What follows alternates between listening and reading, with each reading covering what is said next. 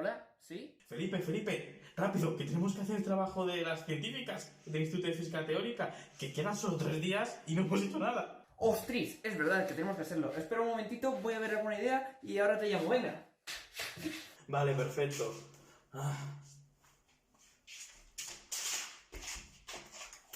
¡Vamos! Hola a todos, estamos en un nuevo vídeo de este hashtag que no se ve mucho, pero es Youtubers por un día. Y vamos a hablar para el Día de la Mujer en la Ciencia. Y básicamente vamos a contaros un poco la vida y los descubrimientos de Fabiola Dionati. La primera mujer en ser directora del acelerador de partículas, el CERN, y encima una de las encargadas de liderar el proyecto del descubrimiento del bosón de Higgs, con más de 3.000 científicos a su cargo. Así que, ¡comenzamos! Nació en 1960, en Roma. Y es que, la verdad, sus padres eran muy peculiares, puesto a que a su madre le encantaba las humanidades y a su padre amaba la geología. Y eso dejó que Fabiola heredara unas cuantas características. Por ejemplo, de su padre heredó un amor por la naturaleza, y es que también una pequeña curiosidad que poco a poco iría creciendo. Y es que por su madre le encantaban las asignaturas de las humanidades, tanto así que empezó a estudiar piano y lo consiguió. A la edad de 7 años, Fabiola y su familia se fueron de Roma y se fueron a la capital de Milán. Allí empezaría a estudiar. Y es que durante su recorrido estudiantil estudiaría principalmente humanidades y alguna cosa un poco relacionada con el piano, que ya hemos dicho anteriormente. Pero llegaría un momento, un meteorito, que cambiaría toda la vida de Fabiola. Y es que llegó la biografía de Marie Curie. Y ella, al leer tal biografía, se quedó fascinada por la cantidad de experimentos y descubrimientos increíbles que había hecho esta gran científica. Y debido a eso le despertó una gran curiosidad hacia el mundo de la ciencia. Después de esto, en 1984, se graduó en la Universidad de Milán. Y ese mismo año, al ver el premio Nobel que le habían dado a Carlo Rubbia, decidió seguir un poquito más con un doctorado. Empezaría su carrera científica en 1987. Y es que ahí sería contratada por el CERN, participando en varios experimentos, como el ALEP y también el UA2. Pero no sería hasta 1992 cuando vendría el mayor, y resalto mayor, experimento que habría hecho en su vida. Estábamos intentando descubrir si verdaderamente existía el bosón de Higgs en el experimento Atlas. Y os estaréis aquí preguntando, pero ¿qué es eso del bosón de Higgs? Pues bien, el bosón de Higgs es... ¿Pero qué es el bosón de Higgs? Venga, vamos a darle una física al vídeo, ¿ok? Tío, que también quería saber un poco yo, es la parte física, yo he hecho toda la biografía y... El bosón de Higgs es una partícula elemental que forma parte del modelo estándar. Su nombre proviene de Peter Higgs, una de las personas que concluyeron de su existencia. ¿El modelo estándar qué es? Ok, el modelo estándar es una teoría relativista de campos cuánticos, por lo que forma parte de la relatividad, la relatividad especial, la general y la mecánica cuántica. Ok, mejor nos centremos en la cuántica, que es la mayor parte interesante de física del vídeo. En el modelo estándar se encuentra la tabla de partículas elementales. Es una especie de tabla de elementos, pero para físicos. Vamos, ¿qué es mejor? Hay que tener en cuenta una cosa básica, y es que hay dos tipos de partículas elementales, que son los bosones y los fermiones. Los bosones son partículas elementales que representan las fuerzas o las interacciones, y su spin siempre será un número entero, mientras que los fermiones tendrán como spin un número semientero y no representarán dichas fuerzas. Ok, si nos fijamos en la tabla, tenemos los quarks y los leptones, que serían los casos de los fermiones. Tenemos como quarks 6 tipos, que son el up, el sharp, el top, el down, el strange y el bottom. Mientras que de leptones tenemos al electrón, a sus hermanos mayores el muón y el tau, y a sus versiones de neutrinos, que son el electrón neutro, el muón neutro y el tau neutro. Mientras tenemos al fotón, que es el bosón de la fuerza electromagnética, al gluón, que es el bosón de la fuerza nuclear fuerte, habiendo 8 tipos de gluones, y tenemos a los bosones Z y W, habiendo 2 tipos de W, que son positivo y negativo, y estos son los bosones de la fuerza nuclear débil. Y por último, y no por eso menos importante, tenemos al príncipe de la corona, el bosón de Higgs. Algo que hay que tener en cuenta, que es muy importante, es que todas las partículas elementales tienen un campo asociado. Pero para entender esto será mejor de hablar de unas propiedades de la mecánica cuántica y de las más divertidas, que es la dualidad onda-partícula.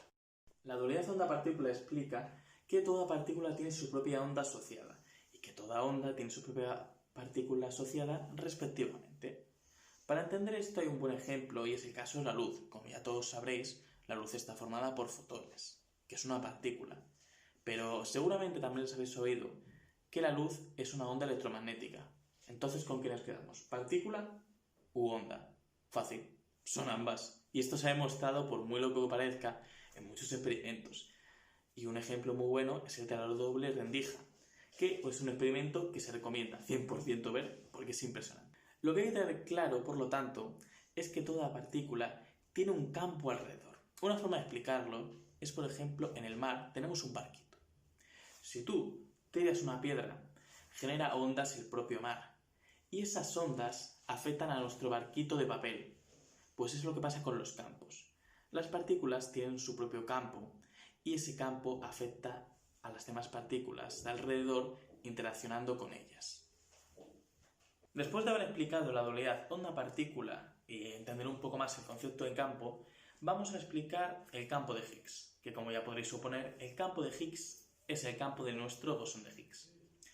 La razón por la que es tan importante y todos los amados físicos quieren conocer, y científicos en general, quieren conocer el campo de Higgs es por una propiedad que es que el campo de Higgs es el que se encarga de proporcionar masa a las partículas. Por eso está el gordo. Jeje. Pongamos unos ejemplos para entenderlo mejor.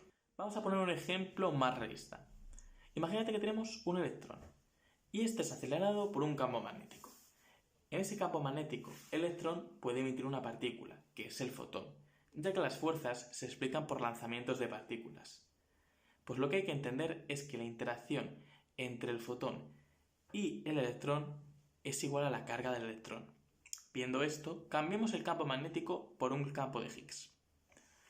Y vamos a colocar un electrón, como el caso anterior, pero en el vacío. ¿Por qué? Para asegurarnos de que así no haya nada que le afecte. Y diréis, pero si está en el vacío, entonces significaría que tampoco le afectaría el campo de Higgs. Pues no, porque el campo de Higgs, a diferencia de los demás campos, están en todas partes, incluyendo en el propio vacío. ¿Ok? Pues nuestro electrón en algún momento interaccionaría con el campo de Higgs. Y esa interacción le proporcionaría la masa del electrón. Pero ahora en vez de electrón lo cambiamos por un muón, su hermano mayor.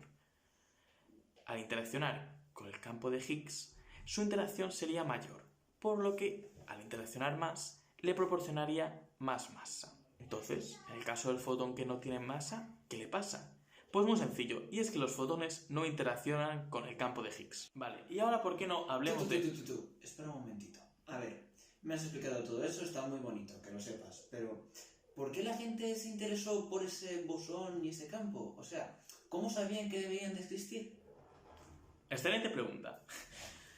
Antes de que se supieran de la existencia del campo de Higgs o incluso que propusieran su idea, ya existía el modelo estándar, pero tenía un pequeñito problema y es que las partículas que describía no tenían masa.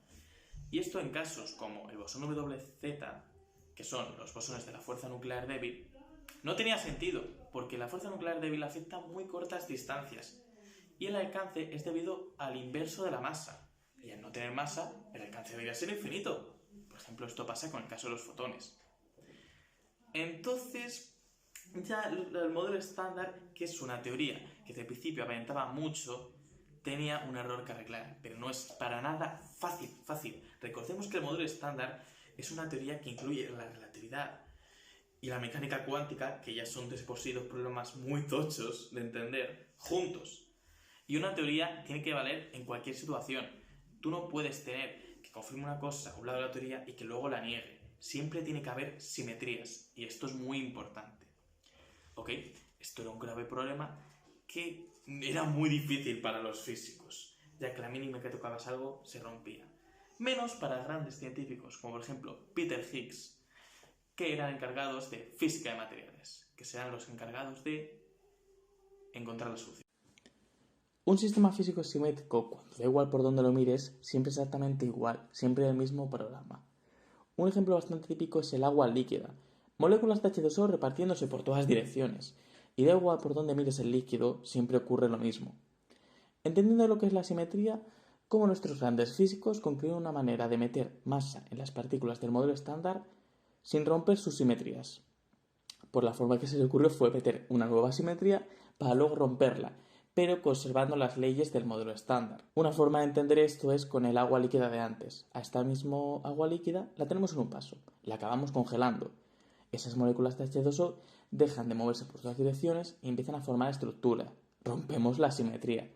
Pero las leyes que afectaban al vaso de agua líquida de antes siguen afectando al mismo vaso de ahora, por lo que se conservan. Ahora cambiemos el agua líquida por el campo de Higgs. Es un sistema simétrico en todas sus partes.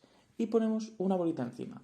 Poco después del Big Bang, debido a la expansión, esta simetría se rompería y la bolita caería, por lo que las partículas obtendrían masa. No todas, ya que hay partículas como los bosones W y Z que obtienen masa, pero los fotones, por ejemplo, no. Ok, ya hemos explicado el bosón de Higgs, el campo de Higgs, las simetrías, pero volvamos a nuestra protagonista, Fabiola Guionetti. Y es que, sí, teníamos la teoría, teníamos todo muy bien explicado, tenía todo sentido, era precioso, pero no hay evidencia, nunca se había visto el bosón de Higgs. Y este sería el gran problema que tuviera que enfrentar junto a sus compañeros científicos. Porque la ciencia, como debe ser, si tú no demuestras algo experimentalmente, no se podría confirmar la teoría. Y diréis, ¿cómo? ¿Cómo conseguimos obtener el bosón de Higgs? Pues básicamente sería, en el vacío, habría que excitar el campo de Higgs. Pero ¿cómo excitamos el campo? Suministrándole un montón de energía en un solo punto, que sería disparar un montón de partículas y que choquen en un mismo punto constantemente.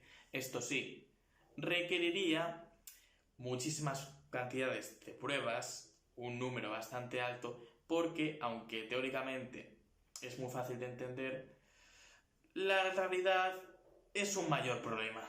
¿Problemas?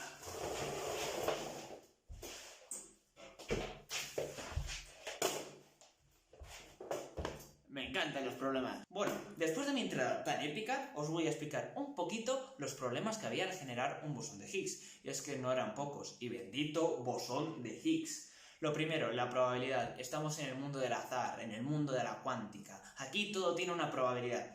Y nuestro amigo, el bosón de Higgs, que es tan amigable, tiene una probabilidad de 1 entre 10.000 millones. Es decir, una locura, es un número enanísimo. Y es que encima, después de toda esa probabilidad de que por fin generes uno y estés tan feliz, a la fracción de segundo ese bosón de Higgs va a desaparecer y no te vas a dar ni cuenta. Entonces, ¿qué se hace? Pues muy fácil, ya que nada desaparece, sino que se convierte, el bosón de Higgs desaparece en dos fotones, es decir, hay un bosón de Higgs y ¡pum!, dos fotones. Entonces, bien, si encontramos esos dos fotones, podemos decir que se ha encontrado el bosón de Higgs.